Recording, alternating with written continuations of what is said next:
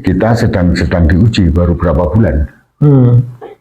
Saya mengkhawatirkan dia kembali ke Ritoh yang lama, repot. Ngeri kita.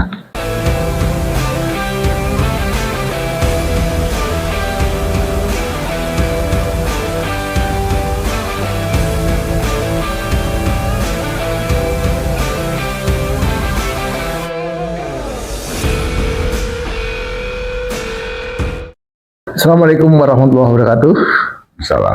Salam Lira News. Saya ditemani oleh Bapak Djoko Sumono, itu pemerhati masalah-masalah sejarah. Tapi kita berbicara sesuatu yang aktual, ya. Yang boleh jadi itu juga pernah terjadi pada masa lampau, yaitu soal politisasi Tentara Nasional Indonesia. Hari-hari belakang ini kita tahu bahwa Panglima TNI telah mengeluarkan surat mutasi sehari kemudian mencabut keputusannya itu terhadap Lejen Kunto Ariwibowo, putra Tri Sutrisno. Banyak orang bilang bahwa kebijaksanaan ini dipengaruhi oleh geng Solo. Geng Solo yang saya maksud adalah tentu saja adalah Jokowi dan perangkatnya dulu, orang-orang Jokowi lah, yang kemudian membuat Prabowo Subianto, presiden kita, Panglima tertinggi TNI, menganulir keputusan itu. Katanya beliau marah sehingga Panglima TNI segera menganulir keputusan itu. Nah, Pak Joko, bagaimana Anda memandang peristiwa ini? Ya, tentu pertama-tama kita juga tidak bisa melepaskan seaktual apapun sekarang ini. Itu tentu punya latar belakang sejarah. Karena dimensi sejarah itu kemarin, sekarang, dan ke depan. Ya. Itu nggak bisa. Dan tentara mulai begituan itu tadi. Itu bukan sekarang. Ketika Panglima Angkatan Darat itu diganti Kasat. Tahun 50. Jadi kenapa tahun 50 mulai bergejolak? Karena tentara merasa aku ini yang lebih punya legitimasi historis. Sejak kabinet itu jatuh. Sebelum Bapak lanjut ya. Nah, itu. Sebelum Bapak lanjut. Bapak sepakat nggak bahwa tentara udah mulai dimasukin oleh tangan-tangan lain dan kutip? Saya tidak melihat itu tangan-tangan lain yang mempengaruhi. Tentara juga dari dulu begitu kok. Tentara itu berpolitik. Memang situ sudah laten. Indonesia ini bagian dari, ya mungkin tidak separah Birma lah. Ini kalau kita ngomongin politisasi tentara berpolitik itu mulai menunjukkan gerakannya itu adalah tahun 50. Ketika tahun 45 sampai 47 itu politisi kiri naik. Dan 48 ketika Perdana Menteri yang merangkap Menteri Pertahanan masih sipil dari Amir Sarwo dan Hatta. Itu tentara nggak bisa bergerak. Bukan persoalannya Pak Dirman sakit, tapi Nasution pun itu nggak bisa ngapa-ngapain kalau Hatta udah menunjuk gitu. Setelah itu baru Hamengkubuwono Menteri Pertahanan. Dan tahun 50 itu Menteri Pertahanannya itu sampai rame ketika kekuatan politik partai-partai sudah mulai berkuasa. Kan waktu itu kabinet yang sudah disepakati bahwa pemerintahan adalah parlementer. Jadi Bapak memandang bahwa peristiwa mutasi Kunto yang dibatalkan, yang akhirnya toh dibatalkan itu sesuatu hal yang itu pengulangan lama aja. Itu seperti Lumintang, tahu nggak? Lumintang itu nggak sampai sehari. Itu zaman ketika reformasi udah naik. Ya, dalam kondisi negara. Iya. Jadi kalau sekarang tentara dipolitisi omong kosong, tentara yang mempolitiki sipil. Kita disuruh tidak percaya terhadap politik. Partai politik itu dosa. Dia bikin golongan karya, fungsi kekaryaan fungsional. Itu kan karena sama-sama hukum kekuatannya. Itu di era Orde Baru maksudnya. Orde Baru itu lebih parah. Karena dia Nasution itu sampai masuk petisi 50 itu karena merasa gunung es yang roboh itu terus banjir. Ya itu nggak bisa sesuatu kekuasaan itu selalu mencari, menambah, merawat, menambah terus. Jadi nggak bisa disalahkan generasi Pak Nasution. Pak Nas boleh bicara, tapi itulah awal bahwa dia bersepakat dengan Bung Karno dengan jalan konsep presiden sejak 1957 itu. Demokrasi dimatikan sehingga Sartono dari PNI nggak mau jadi DPR. DPR dibikin bukan diadakan pemilihan. DPR dibubarkan tahun 60. Sejak 1960 itulah sebenarnya mode baru kayak mode lama sama-sama menginjak-injak demokrasi. Dia terlalu mempercayakan pada bagaimana kekuatan ini tentara kapal saluran, Bung Karno yang memainkan. Nah sekarang siapa memainkan? Itu kan ada dari luar. Dan apakah pertanyaannya sekarang politik Indonesia itu tidak dari luar? Dari dulu. Semua adanya Indonesia ini karena kita pernah perang dunia kedua, Amerika ikut-ikutan. Bukan ikutan, memang dia tanggung jawab sebagai pemenang perang. Dan Bung Karno tidak boleh berunding dengan siapapun. Tidak dipercaya Bung Karno itu. Dipercaya adalah Syahrir yang non-Jepang, tidak kolaborator. Jadi persoalan sekarang, dulu Amerika, sekarang siapa? Anda pasti tahu. Siapa yang di belakang Jokowi kan gitu. Enggak, Jokowi itu siapa? Maksudnya Cina? Bukan siapa-siapa. Ya udahlah, itulah. Sekarang yang digemukan Cina aja. Amerika gemetar menghadapi Cina. Oke. Jadi kalau sekarang ada, wah sekarang ini politisi sipil, enggak lah, tentara juga main, ngancam-ngancam. Terlepas dari soal. Tapi Pak ya, itu sebetulnya perjuangan reformasi kemarin itu kan untuk salah satunya kan mengembalikan TNI ke Barat. Tentara ke Barat tidak ikut berpolitik. Iya, tetapi 4 tahun kemudian apa yang terjadi? Undang-undang TNI itu kan komprominya terlalu banyak sehingga lahirlah 10 jabatan itu. Lah zaman dulu Hamengkubuwono jadi Menteri Pertahanan, Mbak Amir Saripudin jadi Menteri Pertahanan, nggak ada masalah. Jadi seolah-olah tentara itu nggak mau diatur oleh sipil. Aku nih yang punya negara, sipil pernah mengibarkan bendera putih nyerah. Dia lupa bahwa kita ini perlu dukungan internasional. Emang kemerdekaan itu karena babu runcing sama senjata tua itu. Kita diplomasi di PBB itu 99 persidangan. Disitulah Syahrir, Sudarpo, Sumitro, bapaknya Prabowo itu, Gus Salim, Palar.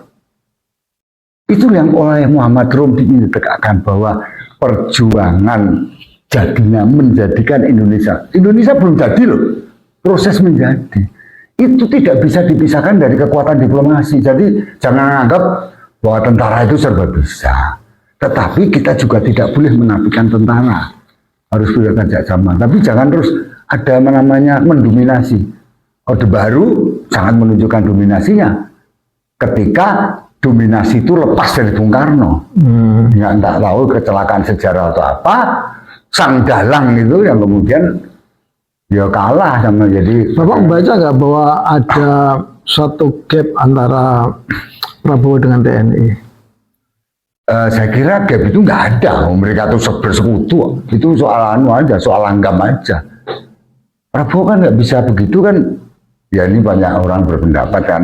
Prabowo kan bisa belum lepas dari Jokowi. Ya itulah apalah namanya. Gitu. Jadi ya semua kan kalau Jawa ini gendong milik. Jadi orang karena dia utang budi atau apalah namanya. Jadi persoalan-persoalan sekarang bagaimana? Jadi Prabowo sengaja memberi ruangan kepada Jokowi untuk melakukan intervensi seperti itu. Ya intervensi itu kan dilakukan bukan oleh Jokowi karena memang biangnya ya di TNI sendiri memang berebut kok. Memang pernah terjadi tentara kita bersatu. Lihatlah pemberontakan dari zaman dulu. Madiun itu tentara dengan tentara. Sampai sekarang kalau sama di Blora, di Rembang, di Pati, orang di Ponorogo itu kalau melihat Siliwangi jengkel. Dia nggak mau seperti anak adiknya Pram itu bilang, itu bukan TNI tapi Siliwangi yang disebut-sebut itu.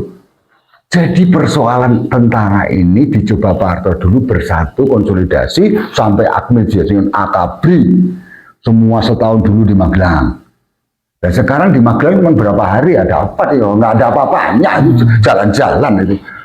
Nampang pakai seragam. Kalau soal seragam Muhammadiyah punya Pokam, Banser punya NU, udah seragam kok. Kalau Bapak melihat Prabowo ini kurang tegas atau gimana memposisikan dirinya sebagai panglima tertinggi? Kalau ketegasan Prabowo itu kan pasukan tempur. Yang dia tidak punya pengalaman di teritorial. Ketegasannya melebihi. Gitu. Sehingga ya berapa yang sudah dipatahkan? Masih ingat nggak gas itu? Gas itu potong. Sekarang wah sudah dibikin oleh Pak Agus Subianto Panglima bahwa ini dipindah sana anak Patri terus kita disuruh disuruh membayang-bayangkan bahwa itu ada kaitannya dengan pernyataan berapa butir itu 9 apa itu. Ya saya pikir Pak Prabowo itu ya tegas, kalau ketegasannya nggak kita ragukan. Cuman persoalannya informasi ini, simpang siur politik ini, traffic light politik ini, gua ngeri sekarang. Kompleks. Apalagi kalau menghadapi nanti konslet antara ekonomi dan politik. Ini kan bahaya. Kita tahu bagaimana posisi ekonomi, ahli ekonomi lah yang ngomong itu. Nah, Prabowo mencoba menarik tentara ke jabatan-jabatan penting ya. Ya paling enggak untuk urusan logistik misalnya. Ya ada yang menafsirkan itu ada semacam dalam jealous terhadap sebelahnya yang dulu menganggap bahwa sekarang sebelahnya itu maksudnya Polri. Ya, apalah Coklat itu kan dulu merasa saudara muda. Ya. Kalau saya pernah mobil kita tenang aja, itu saudara tua nanti juga nggak apa-apa. Kalau itu kan saya ngalami bagaimana kita mobil kita dipecahin kacanya waktu Susi Macan, dia dengan teman-teman dari Barit Gaban itu yang editor atau apa aja. Terus saya Agung dari Pekalongan itu kita ngalami bagaimana ketua umum itu bagaimana posisi tentara itu sudah merasuk ke segala lini. Bukan tulang sumsum, kuku diambil, kuku jari ngisor itu dijiko karo tentara. Wes pokoke apa dikerek, dientek-entek. Nah sekarang ini kayaknya ingin jangan lu ambil semua dong, sekian jabatan inspektur jenderal, sekjen, padang bunga, diambil lah. Ya, nah, ada 57, ada mau 57 pos. Dan cerita dari teman-teman ya kontas apalah yang dulu, itu kan zaman 2004 itu kan zaman Pak SBY pertama. Ya. Dan SBY memang jenderal yang reformis bersama anaknya Jenderal Sutoyo itu siapa itu? Ya kemudian Umar, anaknya Pak Umar, anaknya Umar Wiradikusuma itu, Agus Wiradikusuma, ada Agus satunya, banyak Agus di situ, ya kan? Bersama SBY dan Prabowo kan pernah terlibat. Jadi tentara sendiri itu ya. Emang kalau SBY reformis, Prabowo nggak reformis apa gimana? Oh, dia bagian dari reformis dan dia seperti pengakuan sendiri. Kalau nggak reformis, dia bengis gitu ya. Itu yang diculik dimatiin semua itu. Yang diculik kan malah ikut dia sebagai katakanlah deklarator Gerindra yang dulu partai ya sebagai presiden sekarang dia masuk kategori reformis atau enggak? Kita sedang diuji baru berapa bulan. Saya mengkhawatirkan dia kembali ke Ritoh yang lama, repot ngeri kita. Tapi mudah-mudahan Ritoh yang lama. Ya tapi tentu bisa nggak dijelaskan kita yang kekuatan sipil Muhammadiyah yang sekarang kebagian banyak itu ya terus NU itu mudah-mudahan bisa menyadarkan kita bahwa Republik Indonesia itu bukan semata-mata didirikan oleh tentara, oleh peta itu dalam macam kenil dan laskar-laskar yang mungkin sekarang bermetamorfose menjadi ormas-ormas itu. Itu kan Sultan paling sulit mengendalikan laskar itu. Nah, sekarang tentara, jadi adanya ormas-ormas sekarang ini pun juga punya kesejarahan. Cuman dia belum jadi tentara beneran, tentara-tentaraan kan gitu ya, lumayan ya. Prabowo itu waktu di militer itu memiliki dalam tanda kutip faksi ya. faksi yang konon banyak alumni PII yang ada di situ. Ya. Ini terbawa nggak ketika dia mau menjadi presiden sekarang itu? Apa sikap-sikap seperti itu? Ya itu kan ya jelas ke bawah yang namanya Muhammadiyah NU kursinya banyak. Oh, Menteri Pendidikan Tinggi ya dia sih sebenarnya nggak tahu ya sadar atau enggak, dia tahu-tahu kaget. Budiman Sujatmiko ternyata lulusan Muhammadiyah itu. Jadi dia ngerti. Nggak mungkin lah sebagai presiden dia nggak tahu. Iya, dia kan bacanya lupa. Dia itu jenderal intelektual. Saya tidak ingin menyebut jenderal lain yang ngomongnya asal kaprok aja. Kalau beliau kan inilah dia juga dididik di luar negeri, intelektualnya keren lah. Cuman politik ini bukan sekedar itu. Bagaimana politik itu kalau dipencet sini kan di sana no. Nah itu sulitnya. Jadi politik kan bagaimana bersama, kebahagiaan bersama, berpikir dan berjuang bersama, bekerja bersama. Bapak, nah, itu Bapak membaca nggak bahwa cita-cita reformasi untuk mengembalikan TNI ke barak ini mulai mulai terganggu dengan peristiwa Panglima TNI yang tiba-tiba lalu yang dicurigai ya ikut-ikut bermain dalam politik. Jadi gini, intensitas kembali ke barak itu harus diartikan seperti tentara itu tidak ada namanya regional. Jadi dulu ada namanya kan di Indonesia itu ada konsep hantam rata, semesta. Gitu. Di situ ada kodam-kodam, ada kudim-kudim. Itu kan lahirnya. Gitu. Itu ya setelah partai-partai politik dilucuti itu.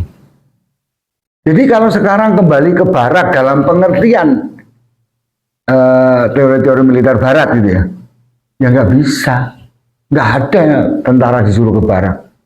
Kalau tentara kembali barak itu bubarkan Koramil, Kodim, Kodam, itu baru namanya. Jadi kalau sampai di Amerika atau nggak ada komando daerah, kan komando daerah militer itu kan seolah itu gubernur itu dibayangi oleh tentara. Nah, terus akhirnya ada kompromi, kemudian ada namanya muspida, segala macam. Jadi model Indonesia gotong royong gitu ya, sana kita tanggung jawab bersama. Padahal kalau tentara itu sudah begitu sampai wilayah-wilayah kecil, sampai Babinsa, meskipun Pak Nasution dulu yang membuat konsep itu untuk menandingi PKI, gitu ya. Karena pada waktu itu pemuda rakyatnya udah sampai ini. Ada Babinsa, ada Koramil, gitu, Kodim. Itu lahirnya bukan tahun 60-an. Itu tahun 50-an 8 setelah kita menghadapi pergulakan di sekian banyak daerah. Dari Perari, Ambon, sama DI segala macam itu ada pagar betis. Gitu. Kemudian bersaing dengan kekuatan intelnya PKI. Bahkan intel kita itu terakhir 65 yang top di sana. Karena di Indonesia ada dua, Zulkifli sama Sugonto Parman itu. Itu yang sekolah intel di Jepang itu. Tapi dia ditanya sama Pak Hamdiani, kekuatan intel kita gimana? Itu selangkah di bawah PKI. Jadi gitu, kalau PKI udah gini kita baru tahu. Nah ketika malam-malam, gimana kondisi Jakarta? Aman-aman saja, nggak taunya malamnya diculik. Ngeri nggak? Ya. Nah itu kakaknya si Sukirman itu kan. Kembali ke ini Prabowo Pak ya. Harapan ya ke depan itu Bapak yakin nggak bahwa politisasi tentara itu tidak vulgar gitu? Ya saya ya semua harapan, cuman kalau kita sejauh ini yang saya lihat itu politisasi tentara itu bukan karena sipil yang main, justru dia sendiri yang main. Udah jujur aja lah, kita buka saja. Tiba-tiba sekian 100 jenderal, ada urusan apa dengan itu? Dengan soal suruh ganti. Kenapa waktu tidak MK itu dia bikin aturan yang memotong konstitusi kan itu ya? Itu sekarang ya sebenarnya fungsi-fungsi apa? Itu kan mestinya yang main kan partai politik. Ya. Karena itu kan nanti kan soal pemakzulan itu kan ada prosesnya. DPR mengajukan ke MK misalnya, kemudian MK mengembalikan. Oh iya itu salah. Begitu sudah salah, DPR mengajukan kepada MPR sidang. Oke, Pak, gitu. kita kembali ini. Dalam paling menonjol ada 2 peristiwa. Selain mutasi yang dibatalkan itu, Kopassus, Pak. Kopassus itu ternyata ngefans banget sama Hercules. Ya, kalau itu sulit ya, saya kan nggak begitu tahu. Ya itu kan tentara yang lahir agak istimewa.